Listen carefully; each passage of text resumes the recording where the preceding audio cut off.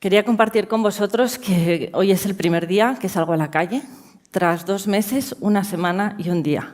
Llevo 10 semanas tumbada boca abajo.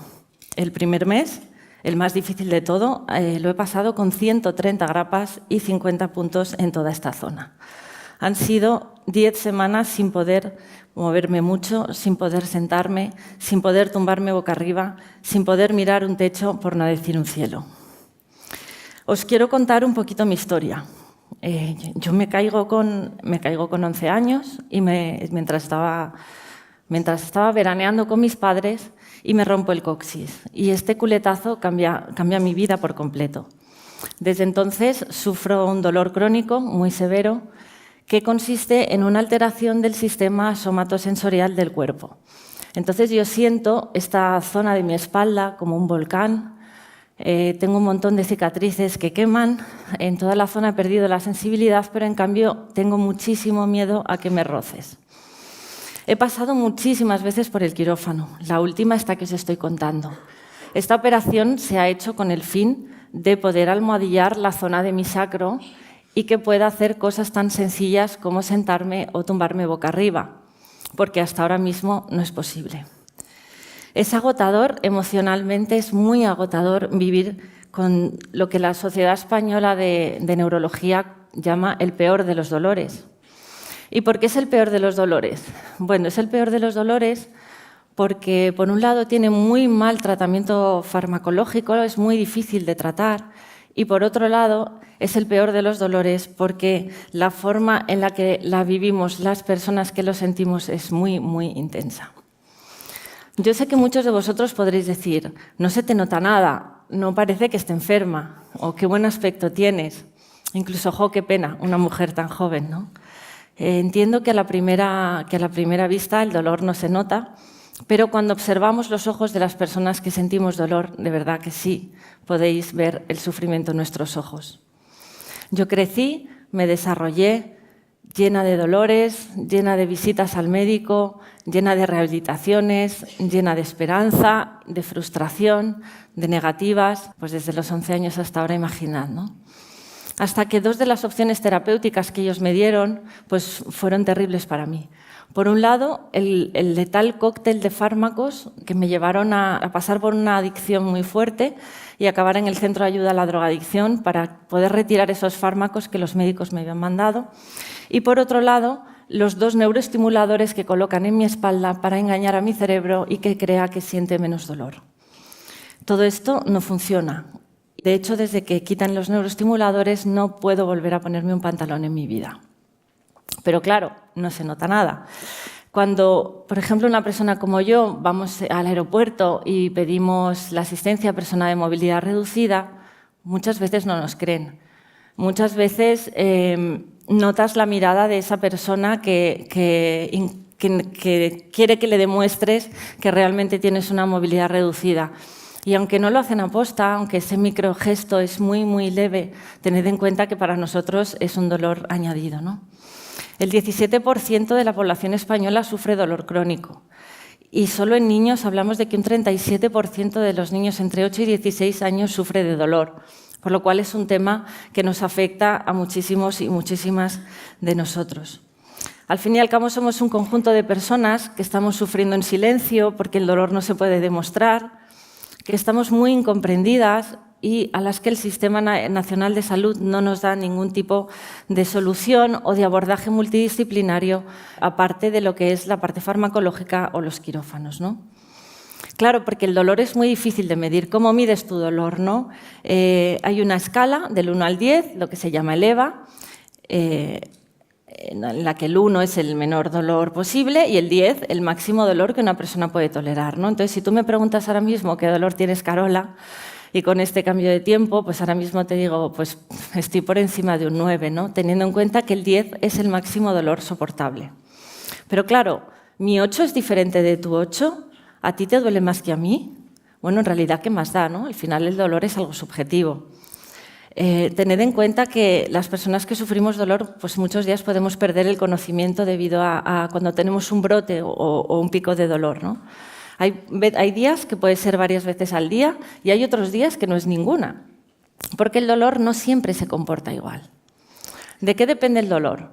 Pues el dolor depende de 1000 factores, ¿no? En primer lugar, las emociones. Yo creo que las emociones es algo muy, muy ligadas al dolor, ¿no? La emoción positiva, como estar hoy aquí con vosotros ahora, pues me sube el dolor. Las emociones negativas, el cambio de temperatura, por ejemplo, el estrés, la calidad del sueño, si has discutido con alguien. O sea, cualquier mínima cosa ya te altera y hace que el dolor se dispare, ¿no? En algunos momentos, como os digo, no siento dolor. ¿Cuándo? Cuando duermo, cuando medito, por ejemplo, o cuando estoy concentrada en algo. Entonces, cuando tú ves que no sientes dolor, es una sensación muy, muy difícil de explicar, porque por un lado estás muy contenta porque no tienes dolor, pero por otro lado piensas, jolín, si la lesión es la misma, ¿cómo es posible que este ratito no tenga dolor? Bueno, pues a mí el tiempo me ha enseñado que lo mejor es no hacerle demasiado caso, no prestarle atención, mirarle de reojo, porque si le mentas, vuelve a aparecer. La calidad de vida de una persona como yo es agotadora, ¿no? Y lo peor es que al final la calidad de vida con el tiempo se va mermando poco a poco, te va deteriorando muchísimo. Solo el hecho de levantarte, de ducharte, de comer algo, de vestirte, ya es una lucha titánica, por no decir salir a trabajar o tener un poquito de vida social. A mí me recuerda muchísimo la vida que llevamos, ¿no? A cuando juego con mis sobrinas al juego de la oca, y de repente caes en la casilla del pozo. Entonces ves como todos los demás siguen avanzando en sus vidas, ¿no? Y tú estás todo el rato volviendo a la casilla de salida, pues hay que volver a operar, o este medicamento no ha funcionado, o lo que esperábamos que fuera ahora no es. Todo esto al final te hace levantarte cada día como si hubieras caído en ese pozo, volvemos a la casilla de salida, incluso algunos días con la sensación de que nos han castigado por 3 turnos sin tirar, ¿no? Mientras mi vida se iba desarrollando desde niña con todas estas operaciones, con estos fármacos, con estas drogas, pues mi vida, mi pasión, lo que me ayudaba a seguir viva era la música, ¿no? A los 15 años es cuando empiezo a hacer mi programa de rock en una radio local de Madrid y con 18, mientras hacía la carrera, pues trabajaba en el mundo de la música como jefa de prensa, como tour manager, como promotora de conciertos o como coordinadora de festivales. Lógicamente, este ritmo de vida era frenético, ¿no? Y para una espalda como la mía, pues no le venía muy bien. Pero tenéis que tener en cuenta que ya la vida de una persona con dolor es suficientemente difícil como para que el trabajo pues, sea una carga más. En mi caso, pues, gracias a Dios, ha sido siempre una bendición. Pero después de la operación 11 es cuando los médicos dicen que se acabó, que no puede ser, que no puedo continuar trabajando, que no puedo seguir yendo de gira. Y confieso que esa noticia casi me duele más que el propio culetazo, ¿no? Porque de repente tu vida se corta, de repente tienes que volver a reinsertarte en la vida laboral, ¿no? Y tú piensas, ¿cómo voy a vivir con tanto dolor, después de tantas operaciones, con la calidad de vida tan mermada? ¿Cómo voy a encontrar ese hilo que me mantenía la vida, que entonces era la música? O sea, llegué a pensar que por un momento no tenía nada donde agarrarme, ¿no? En ese momento de crisis, porque es una crisis bastante fuerte, por un lado dices, bueno, voy a asimilar y voy a rendirme al dolor. Y cuando hablo de rendirme al dolor, hablo de no intentar todo el rato buscarle salida, volverme loca intentando pensar qué ocurría, sino que lo mejor era decir, vale, tengo dolor, voy a vivir con dolor y la vida a partir de ahora va a ser así. Por otro lado, el yoga, las meditaciones en silencio, los retiros en silencio con el lama me sirven de muchísimo, pero lo mejor vino gracias a una planta llamada cannabis. Yo sé que muchos de vosotros pensaréis que el cannabis o cáñamo o marihuana, pensaréis, es ilegal, es una droga, hay abuso, coloca. Bueno, pues yo os puedo decir que para mí es terapia y para mí me ha salvado la vida. Y desde entonces, ese hilo que no encontraba cuando dejaba la música, ese hilo ha sido esta planta. Desde entonces dedico mi vida a investigar y a defenderlo. Tened en cuenta que hay más de 20.000 estudios científicos ya publicados en el mundo. Están diciéndonos las autoridades sanitarias que no hay suficiente evidencia científica. Simplemente para que os hagáis una idea, son los mismos estudios que han hecho falta con el paracetamol, el omeprazol o el Valium. Pero no hay suficiente evidencia científica. Yo entiendo que el cannabis es complejo a nivel bioquímico, entiendo que es una planta poco habitual, que sus componentes cambian mucho de una variedad a otra y que del mismo modo, igual que cambian los componentes, cambian sus efectos. Por lo tanto, es muy difícil meterlo en una única caja, ¿no? Pero este camino, claro, hasta que tú entiendes bien cómo funciona la planta, de prueba-error, pues te toca hacerlo sola. Te toca hacerlo sola, te toca hacerlo sin médicos y sin profesionales de la salud que te puedan apoyar, ¿no?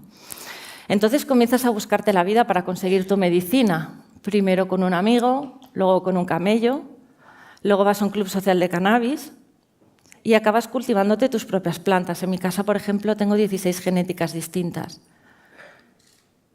Pero si os paráis a pensar, imaginad que tenéis que ir a las Barranquillas a comprar vuestra medicación a diario. A que suena un poquito absurdo. Todo este periodo de 5 años en los que, la planta entra en mi vida, ya comienzo a hacerme con ella, a entender los componentes, a entender las diferentes genéticas, pues han servido para que no solo mi calidad de vida mejore, sino para poder ayudar a los demás y compartir todo aquello que yo aprendí a base de prueba y error. Por esto fundó Dos Emociones, que es una asociación que asesora y atiende a todas estas personas que estamos sufriendo, que queremos probar el cannabis medicinal porque sabemos que funciona en algunos casos, no es que sea una panacea, pero funciona. Y estamos hablando de un montón de patologías. Estamos hablando de cáncer, estamos hablando de Crohn, de colitis ulcerosas, de epilepsia, de fibromialgia, de artritis, artrosis, de las migrañas. Estamos hablando de Parkinson, de Alzheimer, estamos hablando de epilepsia refractaria, estamos hablando de un montón de patologías, ¿no? Además, en la asociación no solo asesoramos a las personas y les enseñamos pues, los distintos cannabinoides, las vías de administración, las diferentes genéticas, todo siempre bajo el mando de un médico, sino que además les enseñamos a cultivar su propia medicina. Y no solo les enseñamos a cultivar su propia medicina, sino que además lo que hacemos es que luego posteriormente se la analizamos en los laboratorios para saber qué porcentaje de cannabinoides tiene cada planta y para saber que está en buenas condiciones de salubridad, ¿no? Para que os hagáis una idea, el año pasado atendimos 293 personas, solo nosotras. Somos 4 mujeres, de las cuales 14 eran niños y 203 eran mujeres, de ese total de 293 personas. Yo soy consciente que hablaros de esta terapia en niños puede chocaros muchísimo, ¿no? Y estamos muy cansados de oír el chiste de ¿le dais porros a los niños? En ningún caso le damos porros a los niños. Tened en cuenta, por otro lado, que los niños los efectos placebo y nocebo no existen, apenas existen. Por lo cual, los estudios están corroborando lo que nosotras ya llevábamos 3, 4 años sabiendo a través de la experiencia y del conocimiento, ¿no? Como, por ejemplo, con el caso de los niños con epilepsia refractaria. Pues normalmente estamos viendo que entre un 40 y 80% de los casos no solo mejora su calidad de vida, sino que las crisis se reducen de unas 30 crisis al día, por ejemplo, a 3 crisis al día. Y para un niño que está convulsionando pues día y noche, para unos padres que están sufriendo, ese alivio es una maravilla. Ningún medicamento hasta ahora lo había conseguido, ¿no? Y esto gracias a una sola molécula que se llama CBD. Pero la molécula que en conjunto más potente tenemos a nivel terapéutico es el THC, que es la que coloca. Esta molécula es la culpable, por ende, de la mala fama y de la resistencia a administrarlo por parte de las autoridades sanitarias, aunque ya hay conocimiento suficiente para ofrecer al paciente regímenes de administración para que se reduzca la psicoactividad o el colocón del THC y el paciente esté cómodo. ¿Cómo explicar cómo alivia el THC? ¿Cómo alivia el cannabis?